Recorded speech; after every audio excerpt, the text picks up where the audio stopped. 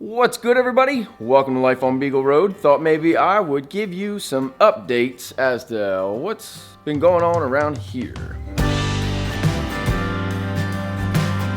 Some of you follow me on Instagram at Life Crafted, and I just wanted to say thank you for that. And you've probably been following along about this wood slab I have here. This is a oak slab. It's actually half of it. The other half of it is over here on this little contraption that I've got set up. See, I'm setting it up so that way I can level it. I've been working pretty hard on trying to create this guy here, which is a slab leveling sled, or slab flattening sled, whatever you want to call it. I'm trying to create this table. It's a 7 foot by like 45-inch wide slab, and I was hoping to keep it all one piece. I ended up having to cut it in half. We'll see what happens in the end, but I'm hoping to film some of it for you. It's kind of a pretty involved build overall, but we'll get there. Over here are the legs. I milled all those up. Those took about 6 hours. Didn't film that because, well, it's just me running the wood through the planer over and over and over again. And I don't know that you really need to see all that. But when I get to the building part, I'm thinking that I kind of have to show you what's going on there. Don't you think?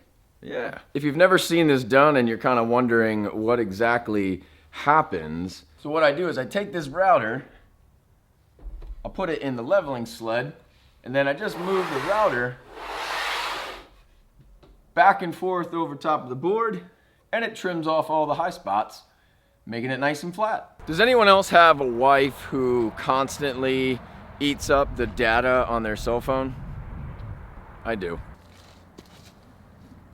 Y'all remember that duck house I made a long time ago? Well, for some reason, I can't get the ducks to go in that thing. They will not. They used to go in and lay their eggs in there, and now they won't anymore. I'm not really sure what to do about it. So if you've got ducks and you can give me some pointers as to how to get my ducks to lay where I want them to lay, that'd be great. Because right now, they keep laying in front of the barn door. In addition to that, they keep crapping in front of the barn door. Like, what's up with that? I'm a newbie to ducks.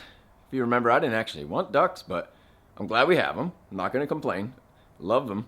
But I don't understand what to do to get these ducks to find a happy home outside of my barn. Well, at least outside of my barn door. They also love coming in this barn, and that can't happen because I don't want your messy mess in the barn. Yeah. But back to my question from earlier. How many of you have wives that eat through your data? See, my wife likes to come out into the barn, and that's great. This is her happy place. She should come out here. It's a fun place. However, when she comes out, she eats through our data because she's constantly on her podcasts or whatever it is that she loves. Well, folks, I solved that problem. We now have a high-tech barn. This area right here is where we have our electrical panel. If you weren't following along a while back, I had a trench dug, put some pipe in, and then we ran electric into the barn. So I've got my 100 amp panel, something like that. I think it's 100 amps. And we've got tons of space in here to expand our electric. So no matter what goes in this barn, we are gonna be good. If one day we decide that this could be another shop for me, which we will never decide, because let's face it, this is not my space. This is Courtney's happy place. However, it's all good. We could put just about anything in here. We're not gonna, but we could. That's what was important to me. I never wanted to run out of power. Well, that trench that we dug, I laid a second pipe in there, made sure all my spacing was good, and we put a data line in there, Cat 6 line.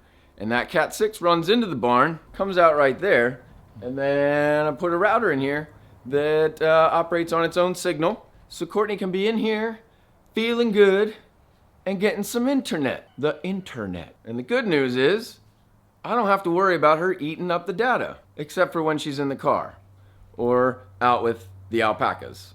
I'm not running internet to the alpaca barn. That's one heck of a haul. But since she spends most of her time in here, we're good. Come on now, you know that's cool. Our hope is to one day do our very first live session here in the barn, and since we'll have a wired connection, we won't have any drops, and it should be pretty solid. I'm not really sure why we haven't done a live session yet.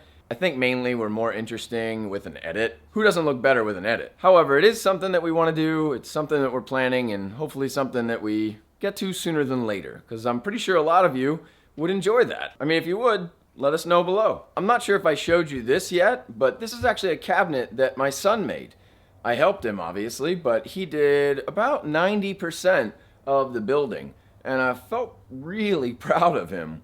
Our hope is to put more cabinets in here, with Robbie's help, of course, since I want him to feel like, you know, this is as much his barn as it is our barn. We've been slowly finding extra pieces of wood here and there, because I don't want to just go out and buy a whole bunch of new stuff. I want to try to use what we have.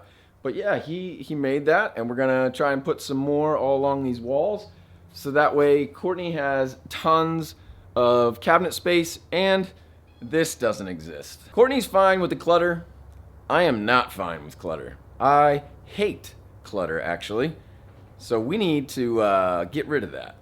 Cabinets will be perfect. Here's a question for all of you. So these walls that are in here, right now I just have them, you know, exposed wood. They're plain. It's just wood. I was thinking about whitewashing them this spring, summer, probably more in the summer, when we do the entire barn cleanup, because then everything will be out of here. It'll be clean. We usually, you know, power wash the floors, scrub everything, put some bleach or whatever Courtney puts on here just to make sure that everything's dead. But I kind of want to brighten up these walls. Now, is it necessary? No, but since we film in here, I feel like the white would help it to be a little less yellow. What do you guys think? Should I bother with it or not? I don't know. These walls over here right now are just some OSB, but eventually I'm gonna make it match everything else that's in the barn. I just think it'll look a whole lot better. That obviously is me adding to my own honey-do list. I don't know why I do that to myself, but I know that it would make my wife happy. A lot of you asked why we didn't insulate. Like when I put these walls up, why didn't I put insulation in? Well, it doesn't make any sense, actually, because over here, you've got a door that is constantly open. So I could insulate these walls, right? And that means air is not really coming in this way. But as long as all this cold air is coming in over here, it's sort of defeating the point of insulating over here. Not only that, but with the outside wall and an inside wall, it does provide some insulation. It just doesn't make a whole lot of sense to stack insulation in here if you don't actually close all the doors. Now, if we closed all the doors, fine. But, you know, that just seems silly. Not to mention, that's a pretty hefty expense. Have you ever priced insulation? It's not the cheapest. I mean, these are goats, for Pete's sake. They're used to being outside in the cold. They're mountain animals. Dry, arid, mountain animals. I don't know that they need insulation. However, one might argue that Courtney needs the insulation. She probably wouldn't mind. A while ago, you might remember when I showed you how we were gonna, you know, temporarily collect some water in this bucket. Well, I'll have you know, it's got plenty of water in it, and we've been using it off and on. Now, pretty soon I'm gonna have to change it because mosquitoes and all kinds of other stuff, but for the most part, for now, it's working out really well because it's a black bucket. The sun beats into it, melts it up a little bit. I don't see the freeze in here that I would see in some of our other things, so it's kind of nice. And I can fill up a bucket of water, go take it in for the chickens, or bring the chicken thing out, fill that up, whatever. It's just kind of nice to have right here.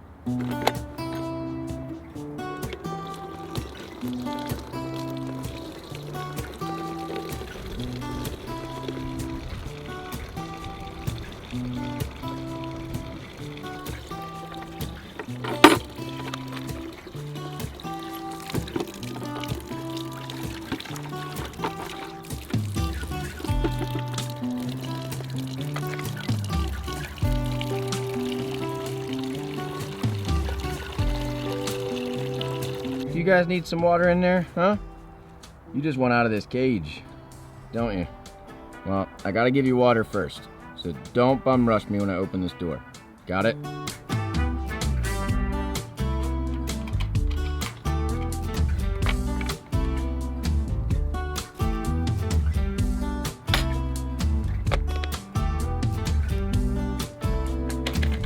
I'm gonna try not to lock myself in here.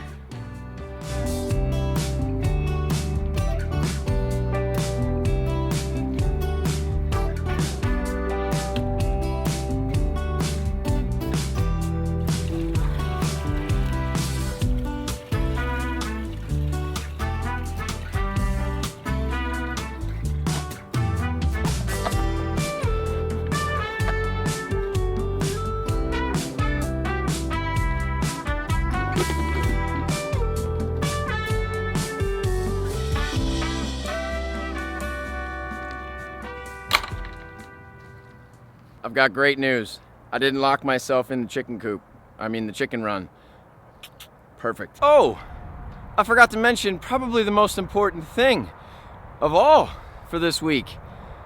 This weekend, we are going over to Jeremy's house, Bigfoot Farmer. If you remember, we made some pretty good friends over there at Bigfoot Farm, and he offered to raise a pig for us since we couldn't do it here on our property with all the rules our township has, because otherwise we'd have to get rid of some goats, and well, that's not gonna happen, right? We are going over to their place this weekend, and we're butchering our very first pig. He already butchered his, and I think this weekend we're actually gonna be butchering two, ours and someone else's. But how fantastic is that? I'm so excited. I just can't stress enough how important building your community is.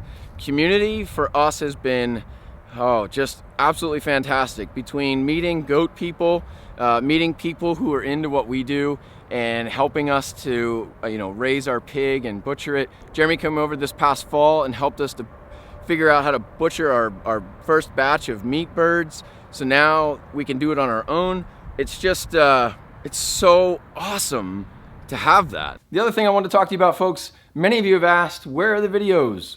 Or you've said something like, I'm so glad that you guys are publishing videos again. I'm not sure if YouTube is notifying folks, because we've been trying to get out at least 2 videos a week. I don't think we've missed a week yet this year, but for some reason, folks aren't hearing that we're publishing. But listen, we are putting out at least 2 a week. I'm gonna get back to 3, for sure 2. What I'm thinking is that I'm gonna do it like every 3 days. So I'll publish, say, on a Monday, Tuesday and Wednesday, I'm gonna film and edit. Thursday, I would publish again, and then again, start that cycle all over again. So some weeks maybe 2, some weeks maybe 3. We've got to find a system that works. We tried to do Vlogust, and we knocked it out of the park for that month, and we got 1 out every single day. And then right after that, we went to 3 a week. Unfortunately, what I didn't plan on was, well, life on Beagle Road. We've got so much going on. Our kids are involved in so many different things that trying to get 3 out a week, whoo, not the easiest, folks. You add on some normal winter health issues, and well, you've got the perfect storm for, like I said, life on Beagle Road. That said, I'm gonna keep them coming. But what I'd like to hear from you is, what do you wanna see? What kind of videos do you want from us? What kind of content would you like to see us publish that maybe we haven't published yet? What questions do you have that we could answer? We're just trying to make sure that we give you the best content we can. We're gonna do just about everything that we can, because this is really just about us. Like I said, I wanna hear from you. What is it that you wanna know? What haven't we shown you that you think you'd like to see? I don't know. The good news is it's warming up, it's getting close to gardening season, and in a couple months, soccer season will be over, so I will have more time. All right, folks, I want to hear from you. I want to know what you have to say, so leave us a comment below and give us an idea. I hope you have a fantastic day. Take care, folks.